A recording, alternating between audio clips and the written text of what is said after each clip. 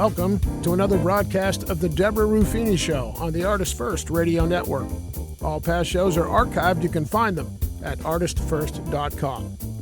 And now, from England, here she is, your host, Deborah Ruffini. Greetings from England. This is Deborah Ruffini with another broadcast of the Deborah Ruffini Show.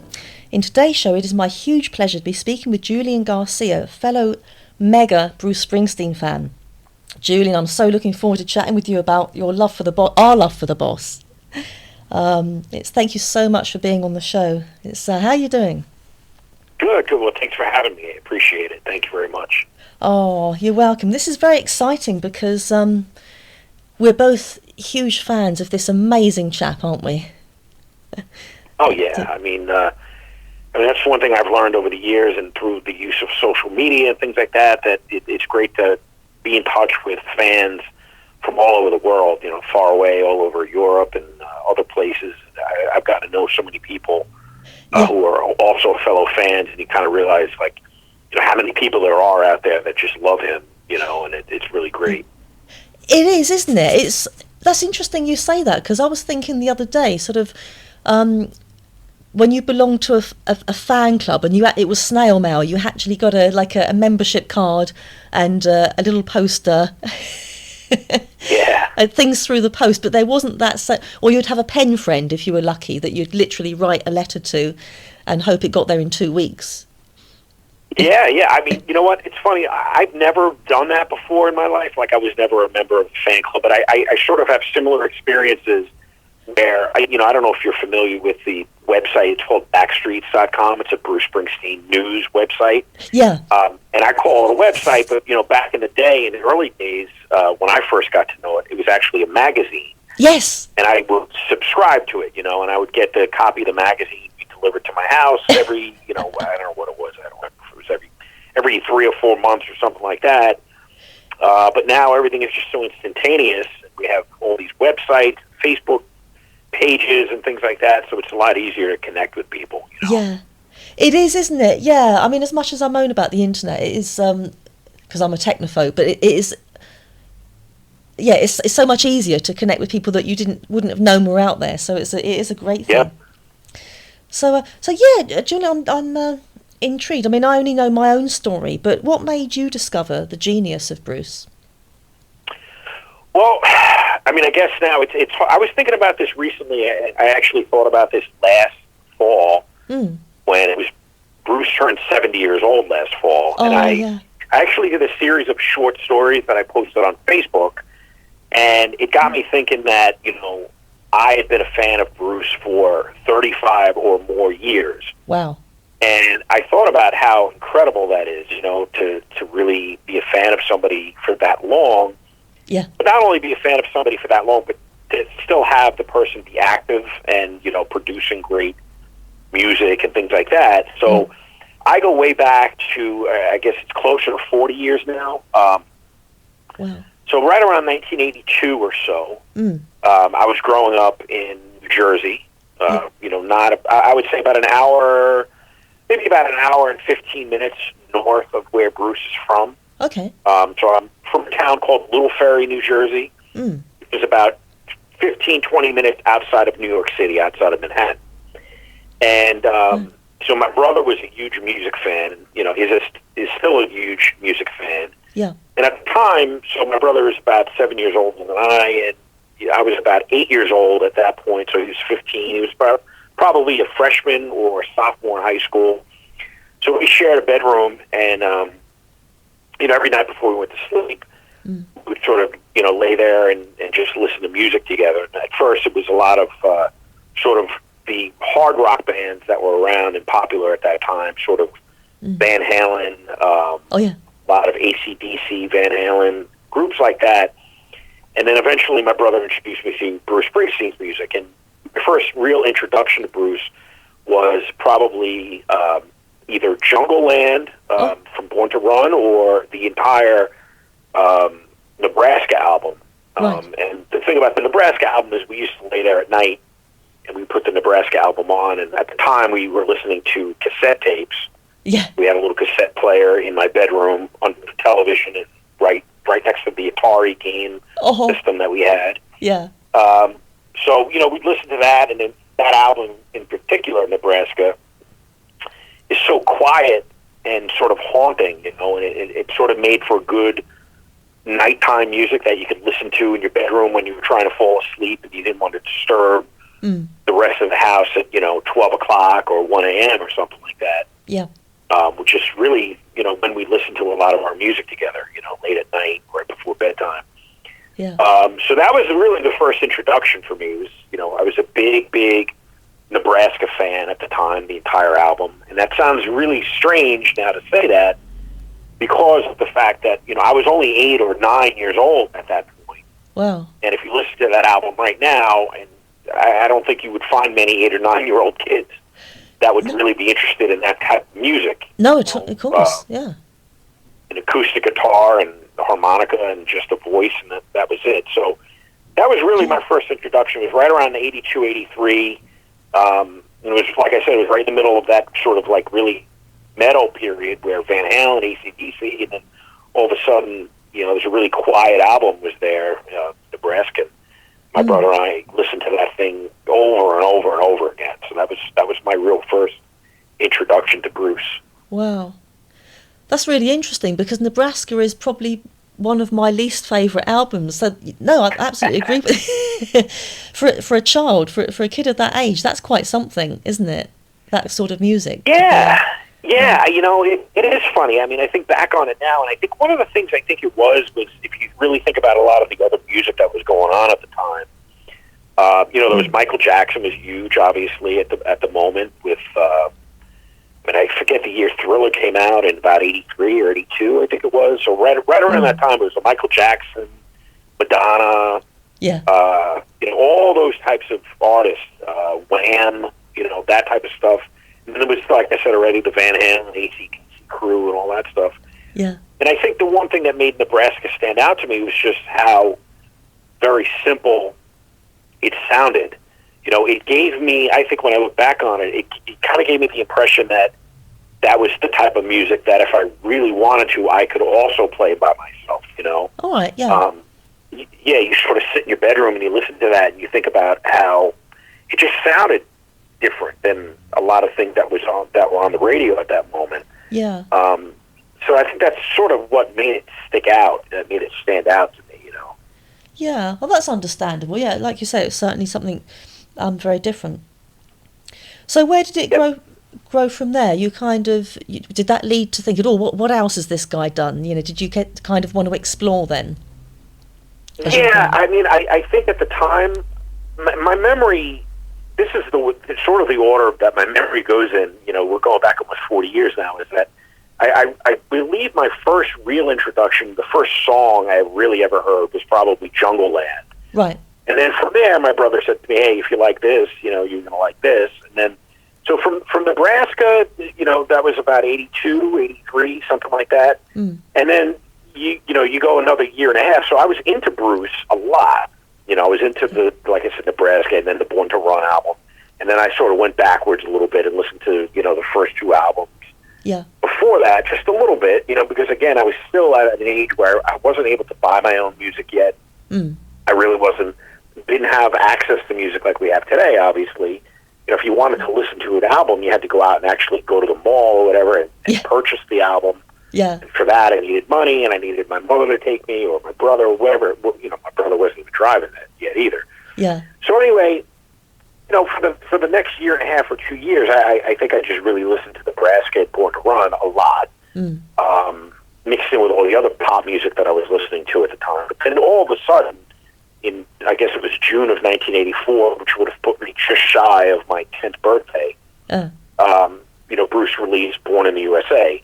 And that was, as you can imagine, for somebody, anybody around the world, just sort of awestruck by that album. But for somebody who lived in New Jersey at the time, it was sort of, and obviously being in the United States, as I was and am, that is sort of the prototypical American album, even though, Born in the USA is not necessarily it's not a patriotic song, as a lot of people misinterpret it to be, but that is a song that it it just absolutely sucks you in if you're an impressionable 10-year-old kid who's looking for music that he can enjoy. I mean, that they could try to think of another song that could possibly come out and suck you in more than that. Yeah.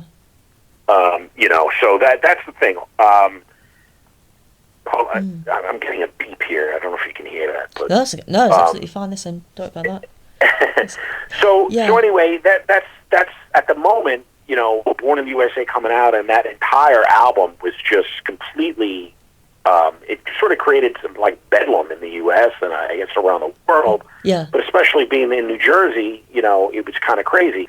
Wow. And then to sort of backtrack a little bit, I think, again, my memory, this is a long time ago, but, right around 83, probably right before Born in the USA came out, believe it or not, there was actually a time, because of the lack of information that we had at the time, right. There was actually a time when I didn't know that Bruce Springsteen was from New Jersey. Oh, okay. Wow. Now, if you think about that, it sounds crazy now, but if you go back and you think about where we were back then as far as information and stuff like that, the information was not readily available like it is now. I mean, I couldn't go on the internet and say, where is Bruce Springsteen from? Yeah. But at some point, I'm imagining that I've probably heard somebody on the radio say, here's a song from New Jersey's own Bruce Springsteen or whatever, something like that. And so when that happened, I was like, wow, this is a guy that's from the same state as I am. And he's got this unbelievable album out that's, whatever it was at the time. I don't know if it was the number one selling album in the world. If it wasn't, it was up there. And then he had this massive tour. And to add to the whole thing, just to kind of give a little perspective about where I'm coming from, is where I lived at that moment was only about 4 miles away from the Meadowlands Sports Complex, which is where Bruce has done some of his most memorable concerts. Wow. So when Bruce started the Born in the USA tour in 1984, one of his stops there was at the Brandenburg Arena, which was about, like I said, about 4 miles away. I mean, later in life, I was able to ride a bicycle to that area, easily. Yeah. And then on the second leg of the Born in the USA tour, Bruce came back and he played Giant Stadium. That was my first experience seeing Bruce in concert, was August 19th, 1985. Okay. At Giant Stadium. So that just kind of put things in perspective. I mean, that's where I was at the time, was, living in the same state as Bruce and living 4 miles away from where he was putting on some of his best concerts, Yeah. So. That's pretty handy. Being that close. Yeah, exactly. Yeah. Oh, amazing. It's it's interesting, isn't it? My first, so I'm gathering that he was probably bigger in America than over here in Britain, because I'd never heard of this guy. I saw him the first time, I think it was on Top of the Pops. I don't know if you're familiar with Top of the Pops. It was like a program over here of, the charts, running down the charts. And so this was about, this was 1984, and this song in the charts called Dancing in the Dark. And they showed the video. And I remember thinking, oh, what a show-off. He looks grubby, he looks greasy, he looks so full of himself. And I really didn't like this guy at all. But prior to that, I think it was, it would have been 1980, there was a little magazine, children's magazine called Look-In. So in 1980, I would have been 9. And the centre spread in Look-In for this week was Debbie Harry with a long T-shirt with the picture of this guy's face. And I thought, who's that? I was just intrigued by whoever this man was on this T-shirt. There was no writing, it was just a picture. It was a black and white photo of this man's face. And sometimes you look at an art, I knew it was a recording artist, just the fact that Debbie Harry was wearing this guy, and sometimes just by the look of someone or something, you want to know what they sound like. Yep. And so, fast forward to 1984, this guy in the charts. Going back to what you said, Julian, about trying to get hold of recordings, you'd have to go into, like you say, in my case, it was a second-hand record shop. Every Saturday morning, I'd be going up the second-hand record shop, largely trying to collect Donna Summer memorabilia, because I was a huge fan, still am. And so looking through all this stuff, there was this picture of this guy that was on Debbie Harry's T-shirt. And then above it, this was on a cassette tape. There was a little rack in the window, little twirly, cassette tapes that you'd look at. And then it said Bruce Springsteen, The River. And I thought, so this chap that I've been intrigued by for about the last 4 years is that show-off that was on Top of the Pops. So I thought, I'm still going to feed my intrigue. So I think it was £2. And I came home with this cassette tape and I put it in the machine, and then you had the first track, which was The Ties That Bind. And the intro, I was blown away. Yep. And it was from then on, I thought, this is nothing like the guy that I've seen. And I then started getting, I bought Asbury Park, and then getting everything that he'd done up until that period. And sometimes we really can judge a book by its cover. I was hooked, and I wanted everyone else to hear what this, the other stuff that this man had done, because he's just sheer brilliance. Yep. Yeah, I mean, that's the way it goes, I guess. I mean, it sounds very similar to a lot of stories I've heard, and when I'm listening to you speak right now, I'm amazed by it, because it's so interesting to hear somebody else talk about it who's so far away from where I come from and stuff. And you realize, at the same time, at the same points in our lives, we were interested in drawn in by the same artist, but we were from such different places. Yes, and that to me is one of the amazing things about an artist like him, is that, he's got, he appeals to me, who, I'm sort of like the logical Bruce, like the real target audience, the person that you would think that would be the prototypical Bruce fan, a young male in New Jersey. Yeah. And that's sort of, if you're going to draw it up, that would be the person. But then to realize that there's so many other people around the world that are so different than me. I've come across people. I used to have a radio show. I did an internet radio show. Oh, wow. About 8 or 10 years ago, and it was all Bruce music. And it only lasted a few months. Great. And I don't think anybody ever listened. I might have had 1 or 2 listeners every once in a while. I would have done. I was basically talking to myself. Oh, no. And one day I got an email from somebody that said, hey, I listen to your show on a regular basis. And the woman was from South Africa. Okay. She was based in South Africa. She was living in South Africa and listening to my Bruce show in South Africa. And I was amazed by that. I couldn't believe it. Like, I just said to myself, and I told everybody I could, like, there's a woman listening to me in South Africa who wants to hear, Bruce music. And that's the thing that's really amazing about the whole thing, is how much it brings people together, Yeah. It does, doesn't it? One of the cool things. And I remember seeing, I've only seen him once. It was in 1999. I think he was promoting the tracks, the 4 CD thing. But I remember thinking, I was quite overwhelmed that I was in this room with my hero, even though he was so far away. I was right at the back somewhere. He was a tiny dot on the stage. But thinking, I'm in this room with all these people that love him, and they all get it. They all kind of get this, what's going on in this room. It was quite a magical feeling. It is.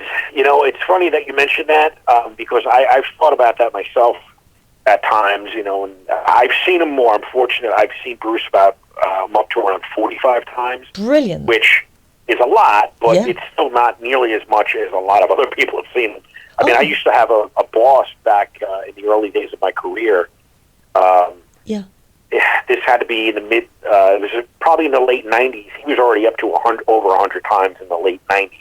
So my guess is that he's probably up to 150 or so right now. Wow. But so when I see Bruce, when I go to his shows and everything like that, I definitely, somebody who's seen him, quite often, listens to him basically every day of my life, I still try to make sure that I take it all in and realize, like, this is not really a normal concert. This is not a normal situation. I'm in this room with all these other people who love this guy also. And I think one of the great things that he does as an artist, as a performer especially, is that you can be in that room with him with 25,000 or 80,000 people, but at the same time you still think it's just he's performing just for you.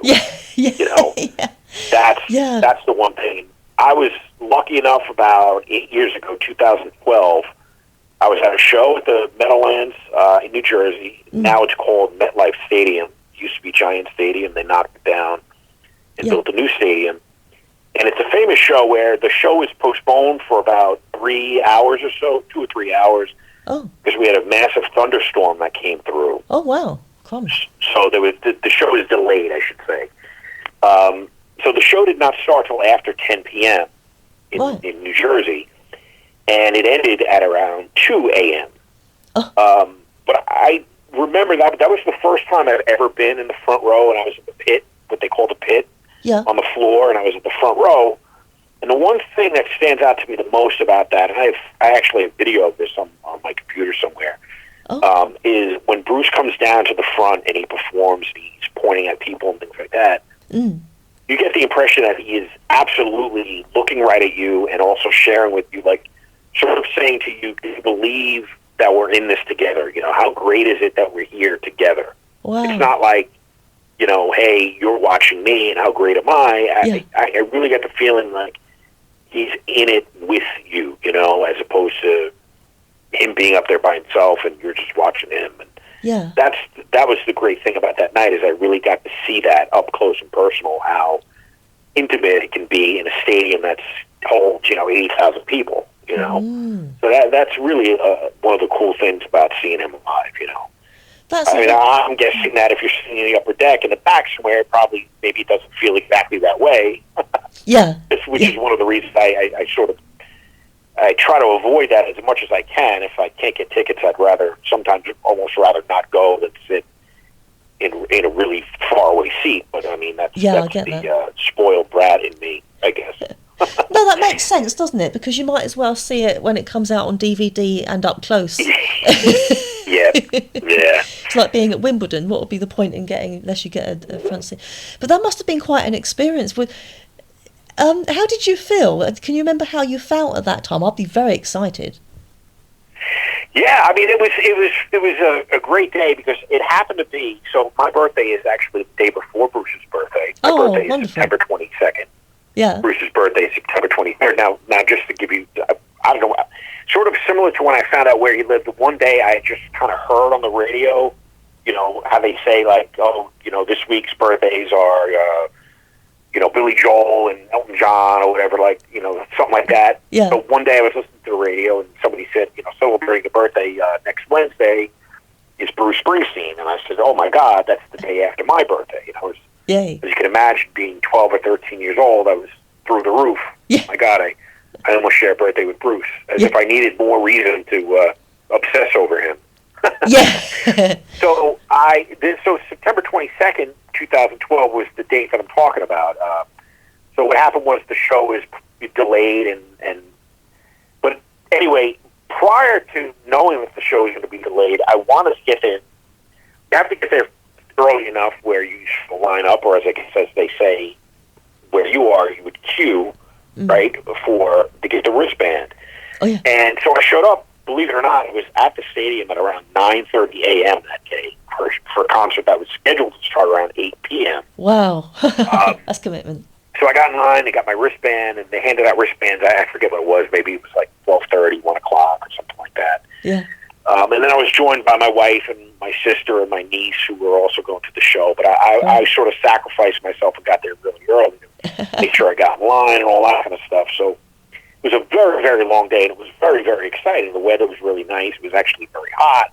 Yeah. Sunny out and all that. But then, you know, later in the day, the storms moved in. So we sort of sat around. They let us onto the field at first and then moved us to the tunnel, keep us safe and all that. So, I mean, it was thousands and thousands of people just sitting in the stadium empty, just waiting for a Bruce concert to start and just talking to each other about, you know, whatever, you know, Bruce and singing songs and making signs. And just the anticipation. I was worried too, honestly, because I said to myself, I hope this concert isn't canceled tonight, because it was a big storm. Of course. And I didn't want the concert to be canceled, obviously. But then once they let us on the field, I got to experience, it was sort of a free-for-all at that point, because I had a wristband that would allow me onto the field in the pit right in front of the stage. But it was pretty much every man for himself. Once they opened the gate and let us in, people were running and sprinting and trying to get the best spot they could. I bet. I really just happened to get a really, really good spot, I guess it would be called stage left. And Bruce came down in front of us several times, and he was an arm's length away. And then during the singing of "Waiting on a Sunny Day," when he brings up a child to sing and stuff like that, that's lovely. The kid that he picked up was actually right in front of us. Oh, so that was really exciting to see that, and then see the little kids' reaction after the fact and all that kind of stuff. So that was a great. I mean, if somebody would ask me my best Bruce memory as far as live concerts go, that is the one. That's definitely the one, because, like I said, it was my birthday, and then it went into his birthday, and then the kids singing, and how close we were. So that was a great day. Yeah. Oh, lovely! It is very touching, isn't it? That I like that.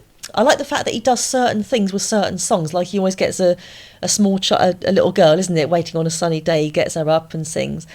And in later years, he's got Mrs. Springsteen, his mama, hasn't he, Adele, for to be his lady to dance with in Dancing in the Dark.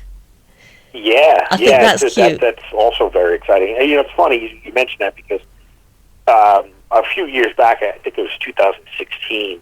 Yeah. I was at another Bruce show, and I went to two shows at the MetLife Stadium on that 2016 swing. One of them I took my daughter to for the first time. She got to see Bruce. Great. At the time, she was, I guess, 4 years ago? So she would have been only 14 years old, but I've been talking about Bruce forever to her and all that stuff. Yeah. So I had to take her. But the other show, I went with my sister, and I look over, before the show started, we were just scanning the crowd and all that, and I saw some activity going on in the seats just above the floor, and it was Bruce's mom taking her seat, right, just to the right of where we were. And then Bruce, I think, Bruce acknowledged her, that she was there, all that stuff. But to see Bruce's mom, you kind of think to yourself, wow, like, this is Bruce's mom. What is it like to be Bruce Springsteen's mother at Bruce Springsteen's concert, Yeah. And it was funny because funny and interesting and really very, very touching, I guess, also, is that when you see his mother at one of his own concerts, you realize this is a mother watching her son play music. Like, it sounds very simple to say that and obvious, right? Yeah. But, that's kind of that's what it is. It's just a mother enjoying her own son's performing. Yeah. And sometimes we look at it sort of a different way, like, oh my God, this is, Bruce Springsteen's mother, and she's probably so used to seeing this happen, she doesn't care as much as we care, but she was dancing and singing and stuff like that, and it sort of reminded me of somebody at a high school gym watching their own kid perform, Wow. So that was kind of a really cool experience to see that as well. Yeah. It is a funny thought, isn't it? Because it must feel odd to think, hang on, I brought this boy into the world, and there's all these people here come to see him, and I wonder if she thinks... It's amazing, yeah. If she thinks to herself, I used to change his nappy. Do you think she ever looks at him? Exactly, right, yeah. I used to... And I think, if I remember correctly, it's at least his one sister was there. Oh, yeah. And then I've seen his other sister, at separate times at shows, and it's really cool to see that, and you think about, the family structure and all that, and it's like, well, hey, I'm going to see my brother play at MetLife Stadium tonight. That's kind of amazing, Yeah. It must be, mustn't it? Because it's not just in a little town hall somewhere where he's trying his best. Yep. Yeah, well, that's how it started, I guess, and then once you become a big star, you graduate to the big time like that, so. Yeah. I find it intriguing. I don't want to upset anybody here, including yourself, Julian, in case you are a big fan. But when I listen to... I think of the people who are kind of, I mean, I think Bruce is known as a legend, but I think he's sort of considered below people like John Lennon, Bob Dylan, the Beatles. And I just don't understand that. I just cannot get, I mean, I've heard enough of the Beatles and Bob Dylan. I haven't heard everything, but the stuff that I have heard, I'm thinking, John Lennon could never have written, say, Lost in the Flood, or I just don't get it. And I'm thinking, is it that people haven't heard his stuff, or have they just got no taste? No, I'm being rude now. It's a very, very interesting topic for me that you bring up, and right. Because I tend to agree with you a lot on this topic. Yeah. Put it this way, I sort of, in some way, I feel that Bruce is both one of the most legendary and appreciated artists of all time, obviously, but at the same time is also one of the most underrated artists of all time, in my opinion. Now, I don't know what you experience over there where you live, and you obviously are in a place where music has a deep, long, rich history and all that kind of stuff. But where I'm from, New Jersey also has its own deep, long musical history, and sort of one of the most controversial things that we can discuss here in New Jersey about music is Bruce. And sure. Whether or not he is as good as people say he is. I know where you're coming from. When you first started asking me this question, the thing that jumped out at me was is that you were comparing him to John Lennon and the Beatles, and why don't people look at, the sort of on that second tier of artists behind that? Yeah. And my first thought was, well, that's quite a list to be on. That's to be considered just behind the Beatles and maybe the Rolling Stones. I mean, that's it's not like that's not an insult. No. You know what I mean? That's absolutely where, if anybody could be in that position, I think they would sign up for it any day of the week. Sure, yeah. So, but just to kind of answer your question more, I mean, I know where you're coming from, and I think part of it might be maybe just the time that Bruce came up. He was after those people by several years. Yeah. And I think one of the other things with Bruce is that if you really look at it, it's hard to explain that. I don't want to call it an inconsistency because that sounds like it's an insult. But there's the way his sound and his styles have fluctuated over the years may have had an impact on that. Because, and what I mean by that is this: if you go back and you listen to Born to Run and Darkness on the Edge of Town, those albums sound completely different than Nebraska does. Yes. Right? Yeah. And Nebraska sounds completely different than Born in the USA does. Yeah. And Born in the USA sounds completely different than Tunnel of Love sounds.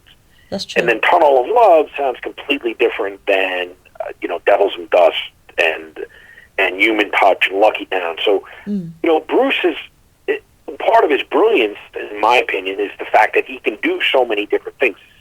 Extremely versatile as far as an artist goes. He can make a rock anthem, or he can produce a love song, a ballad, and then sort of some other song that sounds like it might be a country song, or things like that. So I think what happens is that along the way, he sort of picks up some fans, and he also maybe loses some fans because people want to hear a certain style of music, and they say, well, now he's gone to this, and I don't really like that kind of music, and now he's gone to this. I do like that kind of music. So a lot of these other bands, I think, the Beatles, I'm by no means am I a Beatles historian or anything like that. I absolutely appreciate their hits. I'm sort of one of those people that loves their hits. So I don't know their deep catalog or anything like that. But based on what I've heard, they have a very consistent sound. Like if you go back to their earliest stuff, I Want to Hold Your Hand. It sounds dramatically different than In My Life or whatever. But for the most part, their sound is pretty consistent. Yes. And I think one thing with Bruce is that, he sort of fluctuated a little bit as far as his sound goes. That being said, like his newest album, Letter U, if you really listen to it, and then you go back to say listen to The River, it really is very, very similar sounding. You can hear a lot of the same sound in this album that you heard back on The River, or some of his other records, and that's because he's had the same band for so many years. Which is very, very consistent in that way.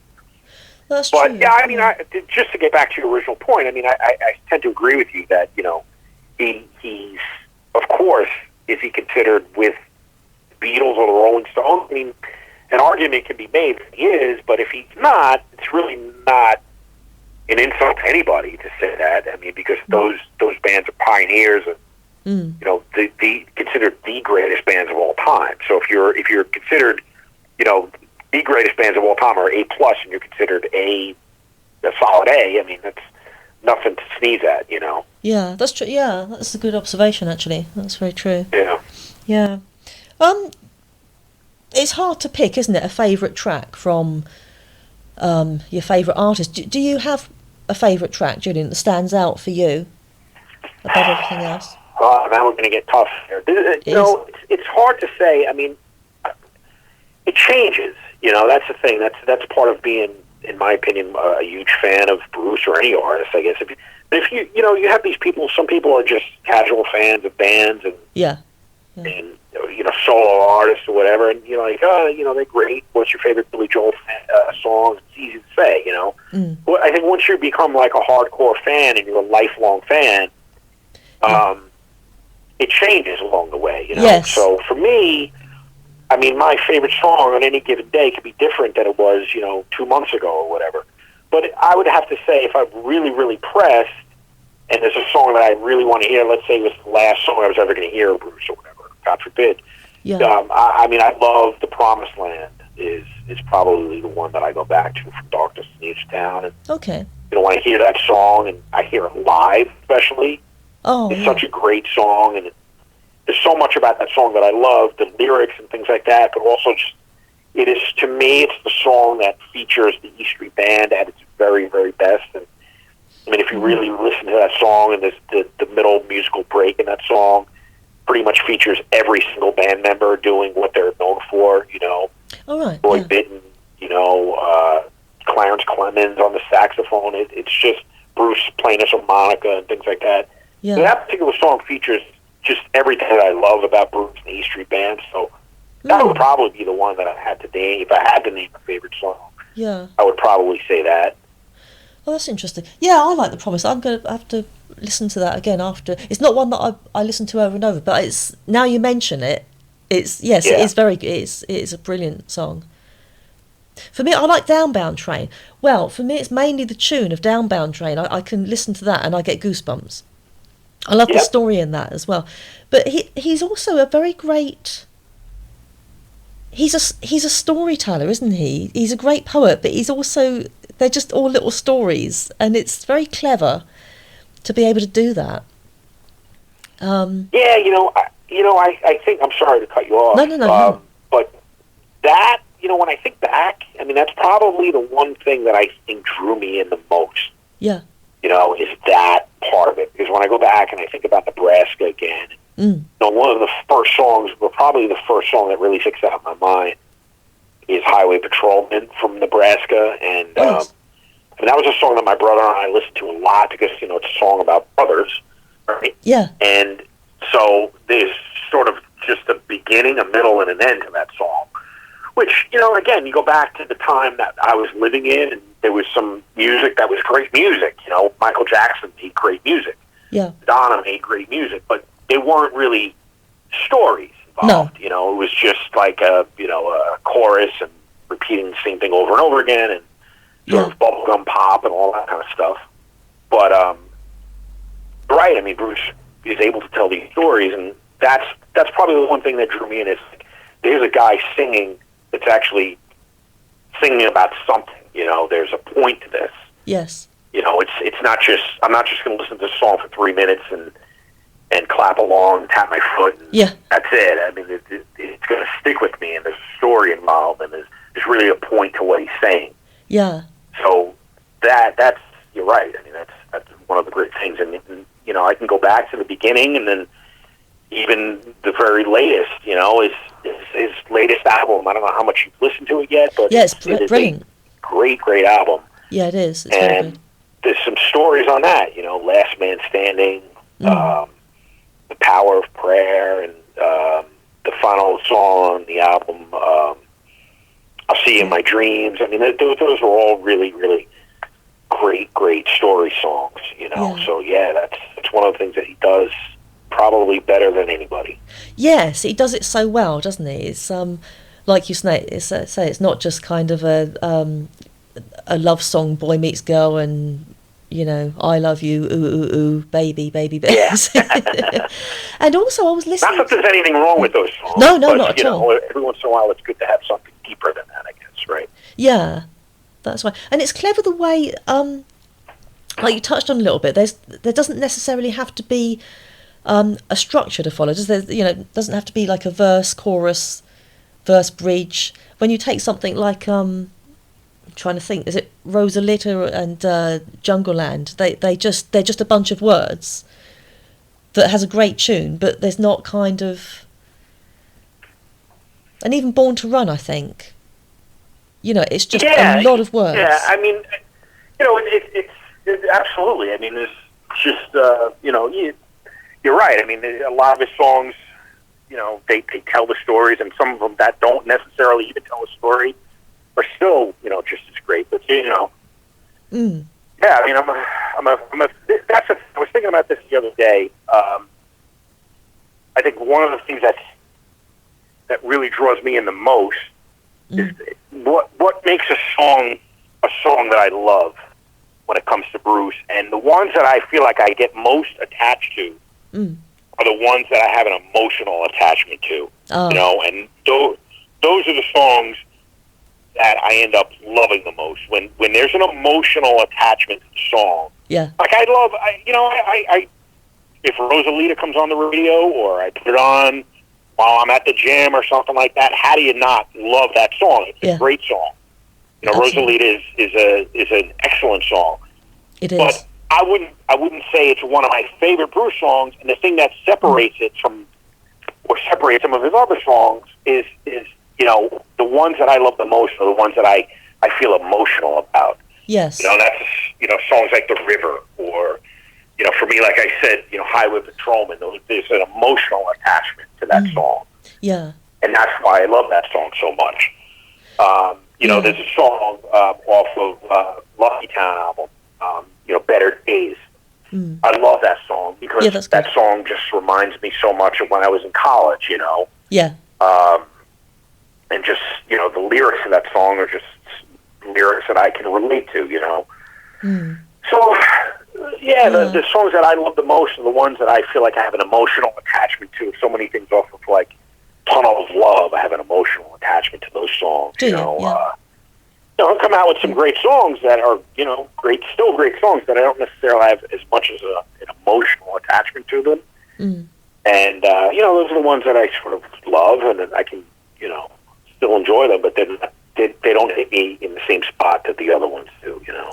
Yeah, and a lot of it depends on the sort of mind frame you're in at the time. I was listening on YouTube clips. There's I don't know if it's the Largo. No, it would be one from 1980, and I'm trying to think what it's called. But the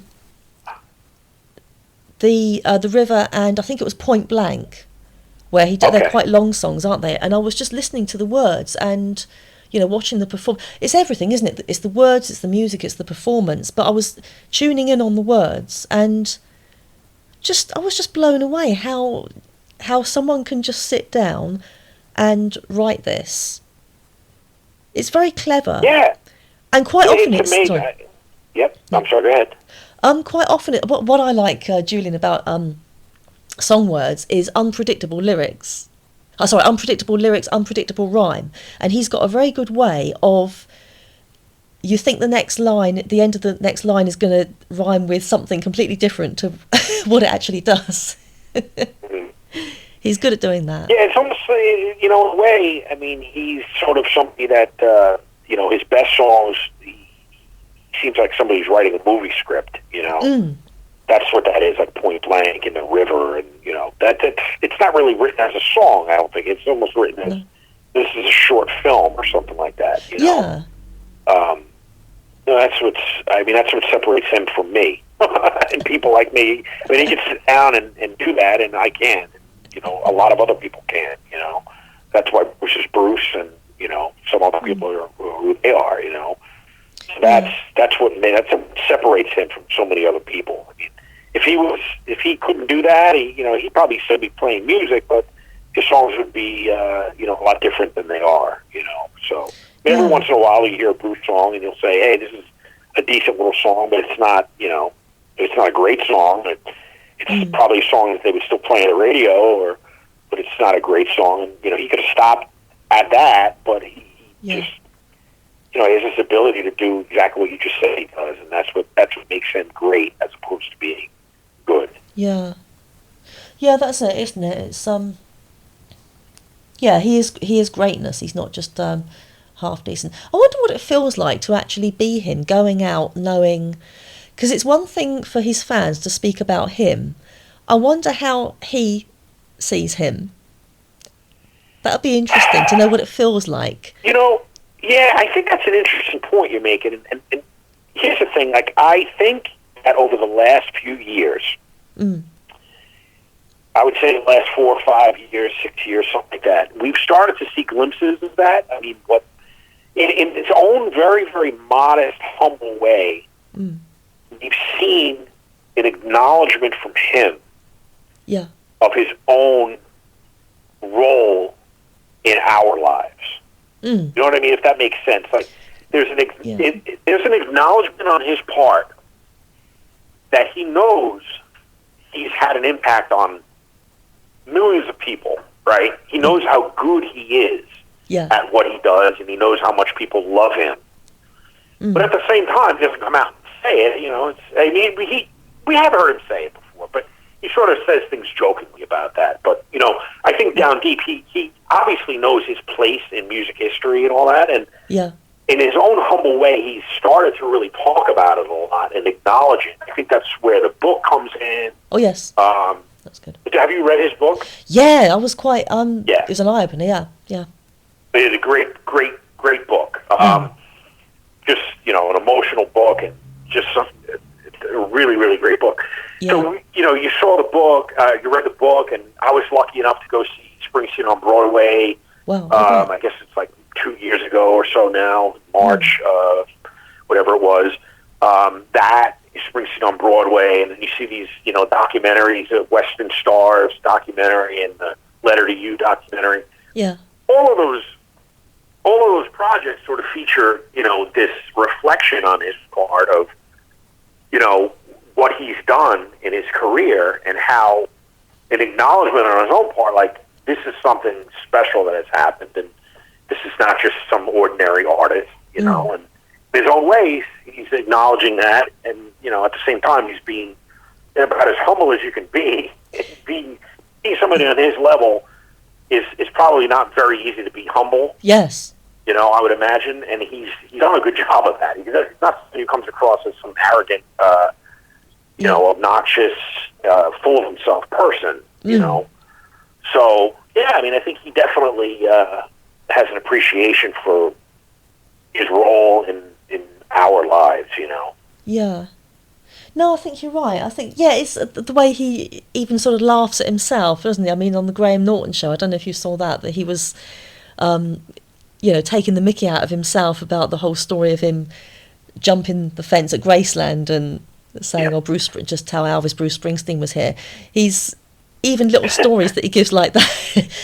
He's joking about himself.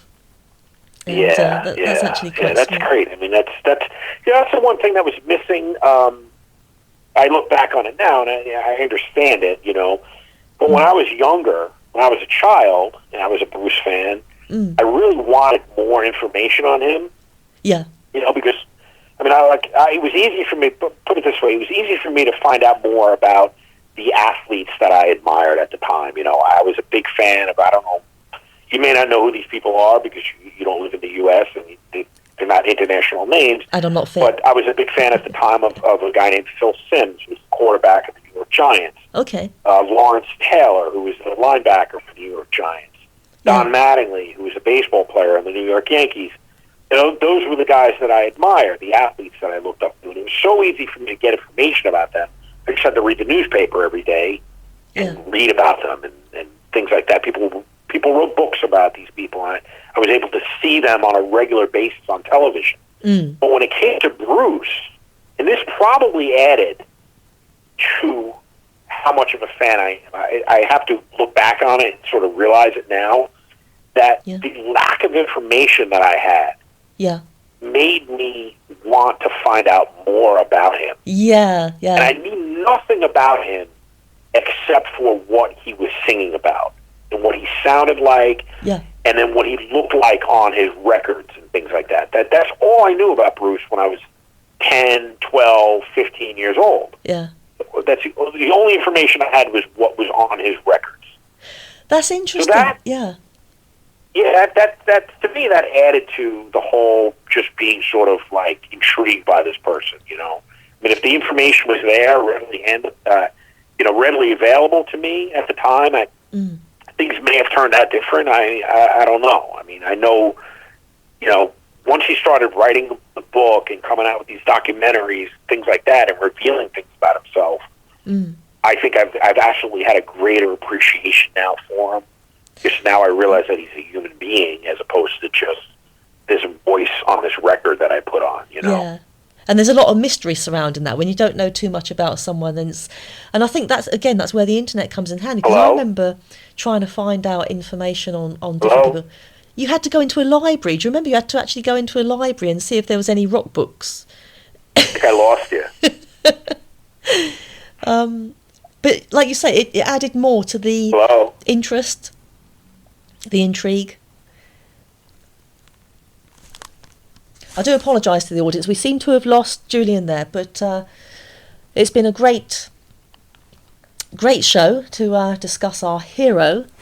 And to the audience, I would, if you're not familiar with Bruce, if all you've heard is Dancing in the Dark or Born in the USA, I can't emphasise enough for you to listen to something like Greetings from Asbury Park or The River, and I guarantee you'll be hooked. Well, I can only guarantee as far as I can believe you'll be hooked, because musical taste is varied, but he's a good guy, very talented, and sorry we've lost Julian there, but it's been good to have him on and discuss about the boss. So, thank you very much for tuning in, as always, lovely audience, and until next time, much love and God bless.